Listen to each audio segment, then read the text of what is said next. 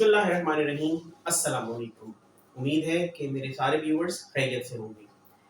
तो व्यूवर्स, आज की इस वीडियो में हम एक इकोनॉमिक्स के टॉपिक को कवर करने जा रहे हैं और वो टॉपिक, जैसे कि आपको यहाँ बोर्ड पे लिखा हुआ नजर आ रहा होगा, टॉपिक है सप्लाई। हमने अपनी लास्ट की दो वीडियोस में डिमांड के टॉपिक को कवर किया था, जिसमें एक वीडियो में हमने मीनिंग ऑफ डिमांड और लॉ ऑफ डिमांड को एक्सप्लेन किया था, जबकि दूसरी वीडियो में हमने assumptions of law of demand को डिस्कस किया था। तो इसी तरह से जिस तरह से डिमांड के क्वेश्चन पूछे जाते हैं मैट्रिक लेवल पे और इंटरमीडिएट लेवल पे, इसी तरह से सप्लाई का क्वेश्चन भी मैट्रिक और इंटरमीडिएट लेवल पे पूछा जाता है। जैसे सेम पैटर्न है, जिस तरह से डिस्क्रिप्टिव आंसर क्वेश्चन के अंदर define law of supply with the help of supply schedule and curve, इतना पार्ट हमारे मैट्रिक के एग्जाम में पूछा जाता है डिस्क्रिप्टिव आंसर क्वेश्चन में, और इतना पार्ट राइट इट्स assumptions यानी कि write down the assumptions of law of supply, ये पूछा जाता है शॉर्ट आंसर क्वेश्चन में। जबकि इंटरमीडिएट लेवल पे पूरा ये क्वेश्चन जो है as per the previous question, जैसे द लॉ ऑफ डिमांड था, सेम उसी तरह से कंप्लीट क्वेश्चन डिटेल आंसर में पूछा जा सकता है। तो यहाँ पर वीडियो को स्टार्ट करने से पहले बाकायदा मैं आप लोगों की एक क्यूरी का आंसर देना चाहूँगा। कुछ व्यूअर्स ने ये कंप्लेन की है कि प्रिंसिपल्स ऑफ कॉमर्स जो है फर्स्ट ईयर का, उसको बिल्कुल ही छोड़ दिया है अभी कुछ दिनों से। तो उसका मैं इस वीडियो में रिप्लाई ये देना चाहूँगा कि चूंकि हमारे मैट्रिक के एग्जाम्स होने वाले हैं मई में, तो मई में चूंकि मैट्रिक के एग्जाम्स हैं, इस वजह से हम ये चाह रहे हैं कि मैट्रिक के कुछ टॉपिक्स कवर हो जाएं, ताकि मैट्रिक के स्टूडेंट्स हमारे जो हैं वो उसको स्टडी करना शुरू कर दें, तो ताकि उनको बेनिफिशियल रहे। और ये टॉपिक्स चूंकि म्यूचुअल हैं हमारे मैट्रिक के स्टूडेंट्स के लिए भी और इंटरमीडिएट के स्टूडेंट्स के लिए भी, दैट्स व्हाई मैं ऐसे टॉपिक को सेलेक्ट कर रहा हूं जिनसे मैट्रिक के स्टूडेंट्स भी इस्तेफादा हासिल कर सकें और हमारे इंटरमीडिएट के स्टूडेंट्स भी इस्तेफादा हासिल कर सकें। तो वीडियो को स्टार्ट करते हैं और सबसे पहले सप्लाई को एक्सप्लेन करते हैं कि सप्लाई क्या है। The amount of goods and services offered for sale at a given price in the market is called supply. यानी कि कोई भी चीज या किसी भी किस्म की खिदमत को अगर एक पर्टिकुलर प्राइस पे, एक पर्टिकुलर रेट पे मार्केट में सप्लाई किया जा रहा है, मार्केट में प्रोवाइड किया जा रहा है, उसको सप्लाई कहा जाता है। मिसाल के तौर पे, फॉर एग्जांपल, अगर शुगर मार्केट में सप्लाई की जा रही है और मार्केट रेट शुगर का for instance 100 rupees per KG है, फॉर इंस्टेंस, तो इस सूरत में ये बात पता चलेगी कि शुगर की सप्लाई जो है वो 100 रुपीज पर केजी के हिसाब से मार्केट में इस वक्त एग्जिस्ट करती है। तो कुछ बीच में चीज टॉपिक्स को स्किप करते हुए डायरेक्ट अहम तरीन टॉपिक पर मैं यहाँ पे आ रहा हूँ, जो कि है लॉ ऑफ सप्लाई। क्योंकि सप्लाई और लॉ ऑफ सप्लाई के बीच में कुछ और पॉइंट्स भी हैं, लेकिन एग्जामिनेशन पॉइंट ऑफ व्यू से उनकी इतनी इंपॉर्टेंस नहीं जितनी की लॉ ऑफ सप्लाई की है। लिहाजा मैं लॉ ऑफ सप्लाई को डायरेक्ट अपने इस क्वेश्चन में, अपने इस वीडियो में कवर करने जा रहा हूं, क्योंकि जो मैंने क्वेश्चन यहाँ पे कवर करना है वो सप्लाई, लॉ ऑफ सप्लाई का है। तो जब आपसे लॉ ऑफ सप्लाई के बारे में पूछा जाए तो पहले ये वाला प्रीफेस आप लिख सकते हैं और उसके बाद फिर लॉ ऑफ सप्लाई की तरफ आप आएंगे। जैसे कि यहाँ पे लॉ ऑफ सप्लाई भी मेंशन किया हुआ है।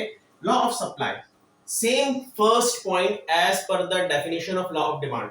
जिस तरह से लॉ ऑफ डिमांड की डेफिनेशन में पहला पॉइंट था other things remain the same, इसी तरह से लॉ ऑफ सप्लाई में भी फर्स्ट पॉइंट यानी फर्स्ट स्टेटमेंट जो है वो बिल्कुल सेम है, other things remain the same, बाकी तमाम चीजें अपनी जगह कांस्टेंट रहें। As the price of commodity rises, जैसे जैसे कमोडिटी की प्राइस बढ़ती है, किसी भी पर्टिकुलर कमोडिटी की प्राइस ले लें हम, जैसे कि मैंने अभी शुगर की एग्जांपल कोट की मीनिंग ऑफ सप्लाई को एक्सप्लेन करते हुए, तो यहाँ पे आप किसी भी कमोडिटी को ले लें, चाहे आप शुगर ही ले लें, तो अगर शुगर की प्राइसेस बढ़ रही हैं, इट्स सप्लाई इज एक्सटेंडेड, तो उसकी सप्लाई भी बढ़ेगी। यानी प्राइस के बढ़ने से सप्लाई भी बढ़ रही है। And as the price falls its supply is contracted, और अगर कीमतें कम होती हैं तो उस सूरत में सप्लाई भी कॉन्ट्रैक्ट हो जाती है। यानी कि अगर आप लॉ ऑफ डिमांड और लॉ ऑफ सप्लाई को कंपेयर करें तो आप इस रिजल्ट पे पहुंचेंगे, यानी आपकी एनालिसिस ये होगी कि law of supply is totally opposite to law of demand. यानी पता ये चला कि लॉ ऑफ डिमांड में प्राइस, और लॉ ऑफ डिमांड की मैं आपको बता दूं, लॉ ऑफ डिमांड में हमारे सप्लाई सॉरी प्राइस और डिमांड, ये दोनों एक दूसरे के इनवर्सली प्रोपोर्शनल थे। यानी प्राइस बढ़ेगी तो डिमांड कम होगी और प्राइस कम होगी तो डिमांड बढ़ेगी। जबकि हम इस लॉ में बात करते हैं, अगर इस लॉ के कॉन्टेक्स्ट में अगर हम बात करें लॉ ऑफ सप्लाई के कॉन्टेक्स्ट में, तो हमें हमने लॉ ऑफ सप्लाई की जो डेफिनेशन है उससे ये अंदाजा लगाया कि यहां पर प्राइस और आपकी सप्लाई ये दोनों एक दूसरे के डायरेक्टली प्रोपोर्शनल है। डायरेक्टली प्रोपोर्शनल का मतलब क्या है कि प्राइस बढ़ेगी तो सप्लाई भी बढ़ेगी और अगर प्राइस कम होगी तो सप्लाई भी कम होगी। तो ये बात याद रखें कि एमसीक्यूज के अंदर पूछा जा सकता है कि the law of supply is opposite to, options हो सकते हैं डिफरेंट लॉज के, तो law of supply is opposite to law of demand and law of demand is opposite to law of supply. और साथ ही साथ एक और बात आ सकती है कि in law of demand the price is proportional to demand, या अगर बात हो रही है लॉ ऑफ सप्लाई की तो in law of supply the price is proportional to supply. तो लॉ ऑफ डिमांड के अंदर इनवर्सली प्रोपोर्शनल आएगा, ऑफ सप्लाई में यही पॉइंट आपका डायरेक्टली प्रोपोर्शनल होगा, जैसे कि मैंने यहां पर आपको मेंशन भी कर दिया है। तो यहां पे ये बात जहन में रखनी है कि लॉ ऑफ डिमांड की वही चीजें जो लॉ ऑफ सप्लाई में मौजूद है, बस एक चीज का फर्क है और वो है प्राइस। प्राइस के बढ़ने से सप्लाई बढ़ेगी लॉ ऑफ सप्लाई में, और पीछे लॉ ऑफ डिमांड में, लॉ ऑफ डिमांड में क्या होगा कि कीमतों के कम होने पर डिमांड बढ़ेगी। तो एक दूसरे के बिल्कुल ऑपोजिट हमें ये लॉस नजर आ रहे हैं। Viewers, now we move towards the supply schedule and supply curve. जैसा हमने लॉ ऑफ सप्लाई को एक्सप्लेन किया, अब हम एक्सप्लेन करने जा रहे हैं आपके सप्लाई स्केड्यूल को। तो केजी के हिसाब से जो यहाँ पे क्वांटिटी सप्लाई दी गई है और यहाँ पर केजी के हिसाब से प्राइस दी गई है। तो जब किसी प्रोडक्ट की प्राइस, कमोडिटी की प्राइस 10 रुपए किलो थी, तो उसकी क्वांटिटी सप्लाई जो थी वो 1000 किलोग्राम थी, यानी 1000 किलोग्राम थी। और फिर जब हम यहाँ पे आ रहे हैं नीचे की तरफ, तो हम देखते हैं कि जब प्राइस पर किलोग्राम 15 हुई तो यहाँ पर क्वांटिटी सप्लाइड 1500 हो चुकी, यानी इन किलोग्राम्स। और जब प्राइस 20 हुई तो यहाँ पे क्वांटिटी सप्लाई 2000 किलोग्राम्स हो गई। और इसी तरह से जैसे जैसे प्राइस बढ़ती चली जा रही है, यानी कि 30 पे हम देखते हैं कि जहां पे प्राइस लेवल हाईएस्ट है, पीक पर है, वहां पे हम ये देखते हैं कि क्वांटिटी सप्लाइड भी 3000 किलोग्राम्स मार्केट में हो चुकी है। अब ये फर्क क्यों आ रहा है? सप्लाई में प्राइस और क्वांटिटी सप्लाई डायरेक्टली प्रोपोर्शनल क्यों है? इसकी वजह ये है कि जब भी किसी प्रोडक्ट की प्राइस मार्केट में बढ़ती है तो सप्लायर्स, होलसेलर्स, प्रोड्यूसर्स उसको मार्केट में ज्यादा लेकर आते हैं, ज्यादा क्वांटिटी में उसकी सप्लाई करते हैं ताकि ज्यादा से ज्यादा वो चीज ज्यादा कीमत में बिके और जो सेलर्स हैं, सप्लायर्स हैं, प्रोड्यूसर्स हैं, उन्हें ज्यादा से ज्यादा मुनाफा मिले। अच्छा, तो जैसा कि आप ये देख रहे हैं कि यहाँ पर सप्लाई स्केड्यूल में ऐसे हो रहा है, और फिर हम अगर बात करते हैं यहाँ पे कि सप्लाई कर्व में क्या हो रहा है, तो सेम यही कंडीशन है कि हमने y एक्सिस पर प्राइस को प्लॉट किया है और x एक्सिस पर क्वांटिटी सप्लाइड को रखा है। ये जीरो का पॉइंट है, यानी कि ओरिजिन पॉइंट। एल शेप में हमने ये ग्राफ की प्लॉटिंग करनी है, यानी कि इस साइड पे हॉरिजॉन्टली हमारे पास क्वांटिटी सप्लाइड है, जैसे कि 1000, 1500, 2000, 2500 और 3000 के हिसाब से। और इसी तरह y एक्सिस पे हमने प्राइस को प्लॉट किया है, जैसे कि यहाँ पे हमने प्राइस कंसीडर की है 10, 15, 20, 25, 30। ये आपका स्केड्यूल बिल्कुल कर्व के बराबर होना चाहिए, यानी कि ऐसा ना हो कि आपने यहाँ पर जो काउंटिंग ली है वो 30 तक ली है, यहाँ पे आप जो है वो प्राइस 40, 50 तक पहुंचा दें, ऐसा ना हो। तो आपका जो कर्व है वो बिल्कुल डिपेंडेंट होना चाहिए आपके स्केड्यूल पे। तो यहाँ पे जैसा कि मैंने अभी एक्सप्लेन किया इस स्केड्यूल को, तो ये बात पता चली कि जैसे जैसे कीमतें बढ़ रही हैं वैसे ही वैसे आपकी क्वांटिटी सप्लाइड भी जो है वो मार्केट के अंदर इंक्रीज हो रही है, यानी कि एक्सटेंड हो रही है। तो यहां पे भी उसकी प्लॉटिंग किस तरह से हुई कि जब आपकी जो प्राइस है प्रोडक्ट की वो ₹10 है, तो क्वांटिटी सप्लाइड जो है वो आपकी 1000 किलोग्राम्स है। तो यहाँ पे जहां पे दोनों पॉइंट लाई कर रहे हैं वहां पे एक पॉइंट लगा दिया गया। फिर इसी तरह से कीमत बढ़ी, 10 से 15 पर आई, इसी तरह से क्वांटिटी सप्लाइड भी बढ़ गई, यानी कि 1000 से 1500 पर पहुंच चुकी। तो यहाँ पे भी हमने एक डॉट यानी कि एक पॉइंट लगा दिया, जिससे ये पता चला कि भाई यहाँ पे ये पॉइंट जो है वो लाई कर रहा है। फिर 20 पे इसी तरह से किया, 2000 को, और 25 पे 2500 को, और 30 पे 3000 को। जब हमने इन पॉइंट्स को देखा तो ये पॉइंट्स बिल्कुल एक left to right upward slope बना रहे हैं। कौन सा? जो left to right upward slope, जो कि इस बात को जाहिर कर रहा है कि ये स्लोप पॉजिटिवली कर्व है। जैसे कि यहाँ पे हमने इस वाले पॉइंट को, ओरिजिन पॉइंट को S का नाम दिया, और इस वाले पॉइंट को हमने S नॉट का नाम दिया, जिसे S डैश भी कहा जाता है। अब इसकी एक्सप्लेनेशन कर्व की किस तरह से लिखेंगे? इसकी एक्सप्लेनेशन लिखने का तरीका ये है, जिस तरह से हमने प्रीवियस लॉ ऑफ डिमांड में अपना डिमांड कर्व की एक्सप्लेनेशन दी थी, सेम उसी तरह से हम यहाँ पे इसकी एक्सप्लेनेशन देंगे कि first of all we have to plot the price on y-axis and quantity supplied in kilogram on x-axis.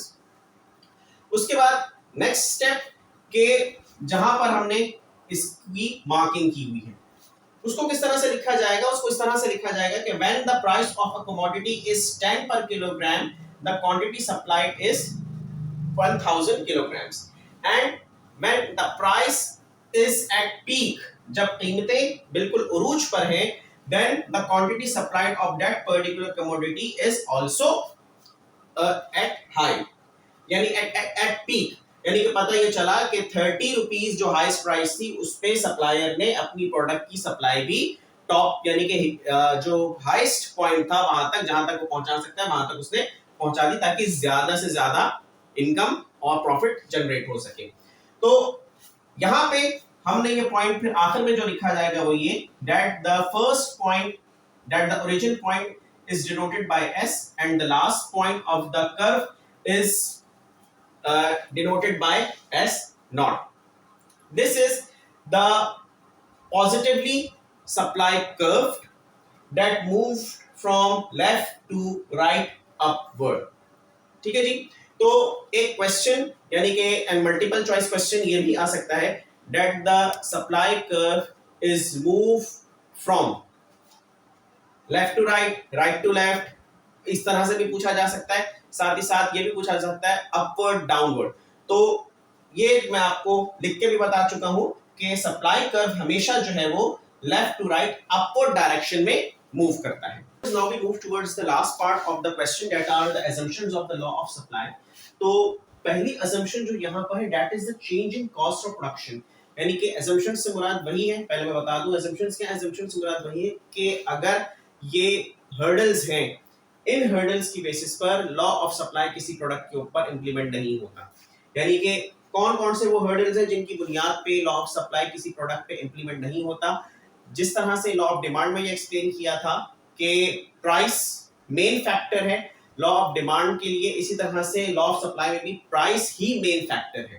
तो जिस तरह से वहां पर कुछ assumptions थी जिनकी वजह से लॉ ऑफ डिमांड इंप्लीमेंट नहीं हो रहा था, इसी तरह से यहां पर भी लॉ ऑफ सप्लाई पे कुछ assumptions हैं जिनकी बेसिस पे लॉ ऑफ सप्लाई जो है वो इंप्लीमेंट नहीं होता।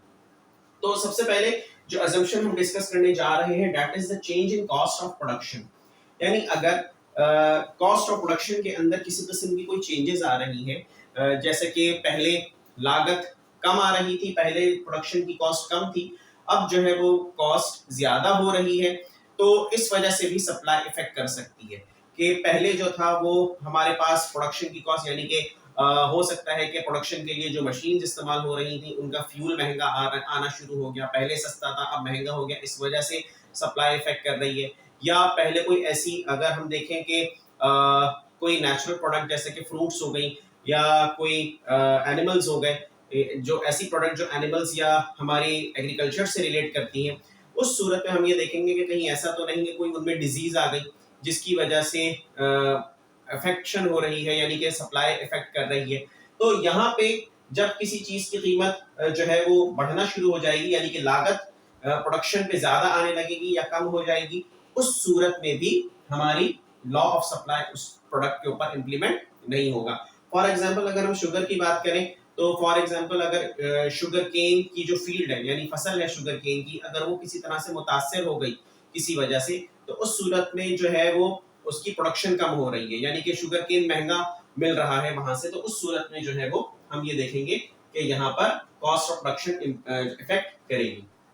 Second is change in methods of production, यानी कि प्रोडक्शन के मेथड्स चेंज हो जाए। पहले मैनुअली प्रोडक्शन हो रही थी प्रोडक्ट्स की, अब मशीन्स हो गई, तो मशीन्स के आने से प्रोडक्शन जो है वो ज्यादा होने लगी। मैनुअल प्रोडक्शन जो हो रही थी वो उससे प्रोडक्शन भी कम थी, तो लिहाजा सप्लाई कम थी। अब फॉर एग्जांपल अगर फर्म ने न्यू टेक्नोलॉजिकल मेथड्स को अप्लाई कर लिया है अपने पास, तो उस सूरत में जो है वो यहाँ पर हम देखते हैं कि चूंकि मशीन्स के जरिए प्रोडक्शन ज्यादा होती है, तो सप्लाई भी डेफिनेटली ज्यादा हो जाएगी। तो यहाँ पे अगर पहले मेथोडोलॉजी प्रोडक्शन की डिफरेंट थी, अब मेथोडोलॉजी डिफरेंट हो चुकी है, उस सूरत में भी चूंकि प्रोडक्शन इफेक्ट करेगी मेथड की वजह से, इस वजह से यहाँ पे भी लॉ ऑफ सप्लाई इंप्लीमेंट नहीं होगा। Third point is change in price of raw material, यानी कि रॉ मटेरियल की कीमत अगर चेंज होना शुरू हो जाए, जैसे कि आप ये देखें कि कोई प्रोडक्ट मार्केट के अंदर अगर एग्जिस्ट कर रही है और वो प्रोडक्ट जिस रॉ मटेरियल से तैयार हो रही है वो रॉ मटेरियल महंगा हो जाए मार्केट में, तो उस सूरत में चूंकि वो अल्टीमेटली फर्स्ट पॉइंट पे चला जाएगा, कॉस्ट ऑफ प्रोडक्शन महंगी होनी शुरू हो जाएगी। इस वजह से यहाँ पे रॉ मटेरियल की प्राइसेस में भी अप्स एंड डाउन यानी फ्लक्चुएशन की वजह से लॉ ऑफ सप्लाई उस प्रोडक्ट के ऊपर इंप्लीमेंट नहीं हो सकता, क्योंकि यहाँ पे प्राइस जो है वो मैटर नहीं कर रही। यहाँ पे प्राइस जो है वो प्रोडक्ट की नहीं बल्कि प्राइस रॉ मटेरियल की वेरी कर रही है, और रॉ मटेरियल की प्राइस की फ्लक्चुएशन की वजह से इफेक्ट पड़ रहा है आपकी प्रोडक्शन और सप्लाई पे। इस वजह से law of supply third point की वजह से यानी change in price of raw material की वजह से भी इंप्लीमेंट नहीं होगा। Now we move towards the fourth point, that is the change in price of factors of production. हम फैक्टर्स ऑफ प्रोडक्शन के बारे में बता चुके हैं, नहीं बताया तो मैं एक मर्तबा फिर अपनी इस वीडियो में बता देता हूं अपने व्यूअर्स के लिए कि फैक्टर्स ऑफ प्रोडक्शन क्या है। फैक्टर्स ऑफ प्रोडक्शन आपके चार फैक्टर्स ऑफ प्रोडक्शन है: land, labour, capital and entrepreneur. तो land, labour, capital and entrepreneur, इन चारों में से किसी भी एक या सारे फैक्टर ऑफ प्रोडक्शन की अगर प्राइसेस चेंज हो रही है, मिसाल के तौर पे जिस जगह पर आपकी प्रोडक्शन फर्म मौजूद है वो जगह रेंट पर है और उस जगह का रेंट बढ़ गया, तो उस सूरत में जाहिर सी बात है कि रेंट बढ़ेगा, तो अल्टीमेटली उस जो प्रोड्यूसर होगा वो क्या करेगा कि अपनी उस रेंट को रिकवर करने के लिए वो अपनी प्रोडक्ट की प्राइस को इंक्रीज कर देगा। जब प्रोडक्ट की प्राइस इंक्रीज हो जाएगी तो यहाँ पे प्राइस की वजह से नहीं बल्कि पीछे रेंट की वजह से सप्लाई मुतासिर होगी, यानी कि प्रोडक्शन कम हो जाए रेंट की वजह से या कम ज्यादा हो जाए। या अगर हम देखें एक और फैक्टर ले लेते हैं लेबर, अगर फॉर एग्जांपल लेबर जो है वो किसी वजह से कम हो गया, या पहले लेबर पावर जो थी यानी मैन पावर जो थी वो ज्यादा थी, अब जो है वो लेबर कम जो है वो आ गई है यानी कम सप्लाई है लेबर की, उस सूरत में भी लेबर के कम होने की वजह से लॉ ऑफ सप्लाई इंप्लीमेंट नहीं होगा। यानी कि यहाँ पे जो असल मसला है वो फैक्टर ऑफ प्रोडक्शन का है, प्राइस ऑफ द प्रोडक्ट का मसला नहीं है। तो प्राइस ऑफ प्रोडक्ट का मसला जहां पर होगा वहां पे लॉ ऑफ सप्लाई इंप्लीमेंट होगा। यहाँ पे जो सप्लाई कम या ज्यादा हो रही है वो फैक्टर्स ऑफ प्रोडक्शन की वजह से हो रही है, जैसे कि मैंने लैंड और लेबर की आपको अभी एग्जांपल कोट की। Fifth point is the objective of production firm. अक्सर ऐसा होता है कि कुछ फर्म्स ऐसी होती हैं कि जो अपनी प्रोडक्ट को इंट्रोड्यूस करवाने के लिए और मार्केट को कैप्चर करने के लिए ये काम करती हैं कि अपनी जो प्रोडक्शन होती है, अपनी जो उनके प्रोड्यूस होती है उसको मार्केट में ज्यादा लेकर आती हैं या कभी कभी कम कर देती हैं। वजह इसकी क्या होती है? वजह ये होती है कि वो कभी कभी प्रॉफिट को मैटर नहीं कर रहे होते बल्कि मार्केट को कैप्चर करना चाह रहे होते हैं। इस वजह से यहाँ पर लॉ ऑफ सप्लाई इंप्लीमेंट इस वजह से नहीं होगा क्योंकि फर्म का ऑब्जेक्टिव प्रॉफिट अर्निंग है या प्रॉफिट अर्निंग नहीं है, या फर्म का ऑब्जेक्टिव मार्केट कैप्चरिंग है या मार्केट कैप्चरिंग नहीं है। तो चूंकि फर्म के ऑब्जेक्टिव यहाँ पे मैटर करता है, लिहाजा इस वजह से भी यहाँ लॉ ऑफ सप्लाई इंप्लीमेंट नहीं होगा। तो ये 5 फैक्टर्स हैं, 5 assumptions हैं जिनकी बुनियाद पे लॉ ऑफ सप्लाई इंप्लीमेंट नहीं होता किसी भी पर्टिकुलर कमोडिटी की सप्लाई पर, क्योंकि law of supply as law of demand, जैसे मैं अर्ज कर चुका हूं बार बार अपनी इस वीडियो में, डिपेंड करता है सिर्फ और सिर्फ प्राइस पे। और वो वाला पॉइंट जो कि लॉ ऑफ सप्लाई की फर्स्ट लाइन में मेंशन था, other things remaining the same, वो other things remaining the same जो थी वो ये वाले पॉइंट को इंडिकेट कर रहा था कि ये वाली चीजों में चेंज नहीं आना चाहिए। Other things remaining the same, जो अदर थिंग्स थी वो ये चीजें थी, यानी ये assumptions थी, जिसको वहां पर उस लॉ में पहले ही पॉइंट के अंदर एक्सप्लेन कर दिया गया। फिर बात हुई कि कौन सी चीज ऐसी है जिसपे लॉ ऑफ सप्लाई डिपेंड करता है और कौन सी चीजों पे डिपेंड नहीं करता। तो उम्मीद है कि मेरे ये व्यूअर्स को ये आज की वीडियो पसंद आई होगी। अगर पसंद आई है तो काइंडली लाइक कीजिए और शेयर कीजिए। और यहाँ पे मैंने अपनी इस वीडियो में लॉ ऑफ सप्लाई और लॉ ऑफ डिमांड को तकरार के साथ यानी कंपैरिजन के साथ मैंने एक्सप्लेन किया, ताकि स्टूडेंट्स लॉ ऑफ सप्लाई और लॉ ऑफ डिमांड दोनों को आसानी से समझ सकें और अपनी ओन वर्डिंग में उनके स्केड्यूल्स की और उनके जो कर्व्स हैं उनकी एक्सप्लेनेशन को लिख सकें। और दोनों को अगर कंपैरिजन से पढ़ा जाए और समझा जाए तो ये स्टूडेंट्स के लिए ज्यादा बेनिफिशियल है एज कंपेयर कि वो एक कभी लॉ ऑफ डिमांड की क्रैमिंग करें, कभी लॉ ऑफ सप्लाई की करें। तो उस सूरत में दोनों लॉज आसानी के साथ स्टूडेंट्स को समझ में आ सकते हैं। वीडियो को एंड करने से पहले आपसे रिक्वेस्ट करूंगा कि अगर आपने चैनल को सब्सक्राइब नहीं किया तो काइंडली सब्सक्राइब कीजिए। अपना बहुत ख्याल रखिएगा। अस्सलामु अलैकुम वरहमतुल्लाहि वबरकातुहू।